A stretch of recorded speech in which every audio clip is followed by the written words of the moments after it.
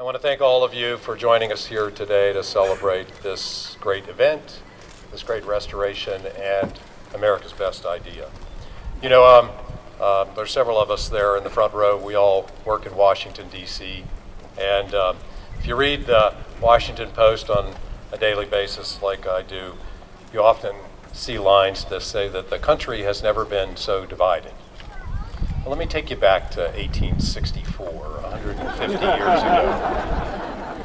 So just think about what the president of this great nation was dealing with. So in February of 1864, the Confederates opened the Andersonville prison and brought the first Union soldiers into that prison, which by the end of the year it had 33,000 Union soldiers in prison. They were dying at 3,000 a month because they were confined to a stockade.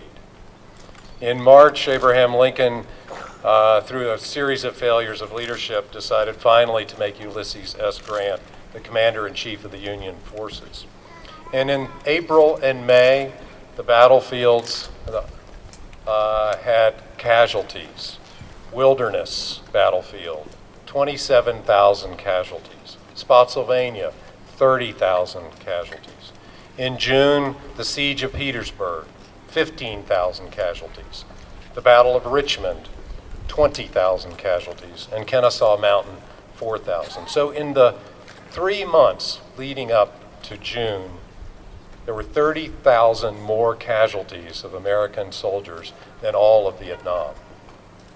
So on June 15th, 15 days before Mr. Lincoln took this act, the Union started burying soldiers in the front lawn of Robert E. Lee's mansion. On one, to create the Arlington Cemetery, but also to ensure that Mr. Lee would never return to his home. And on the 30th of that month, Abraham Lincoln set aside the Mariposa Grove and Yosemite Valley under the Yosemite Grant. So you think about what he was dealing with at that time, and then took this act to set aside these big trees, a place that he had never seen, a place his staff had never seen, and he would never see. And yet he took that stroke of a pen and saved these from the axe and the saw so that we could stand in their shadow today.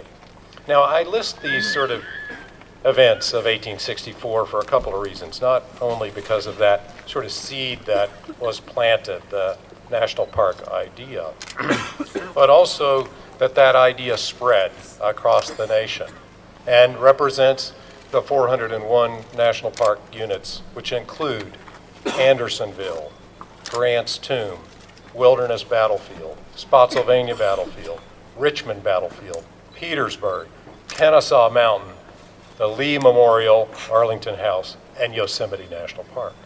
Every one of those sites that these events were happening in 1864 today are managed on your behalf by the National Park Service. So today we write a new chapter in this story of America. We write the story of restoration, a restoration of this great place for the American people. Yosemite Valley and this magnificent grove of giant sequoias that we stand in are often cited as the birthplace of this national park idea, and is reflected in the sequoia cones that we have on our hats and that you can find on the ground, this little tiny cone that grows into these magnificent trees. It represents the idea of stewardship of our public lands and our national parks.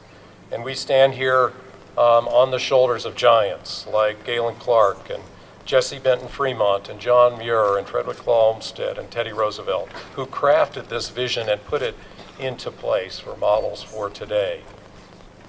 And we stand here as a group, both R's and D's, both local and national and international citizens around this idea. And I think that the national park idea is one of those things, if not maybe one of the most important things that unifies us as a nation and reminds us not only of where we have been, but who we really want to be, what we are striving to be as a nation. As we reflect on this, we need to think about the future. As stewards of our national park system, it is our duty to protect parks and ensure that they remain pristine, beautiful, and available to the public for the next 150 years. And we continue to do that in partnership. We cannot do that alone. There is no way that the National Park Service can take care of these places without your support. So, as was mentioned, the Yosemite Conservancy is really the oldest cooperating association within the National Park System, and for over 80 years they have been our partner, completing extraordinary projects. And this is just the next one.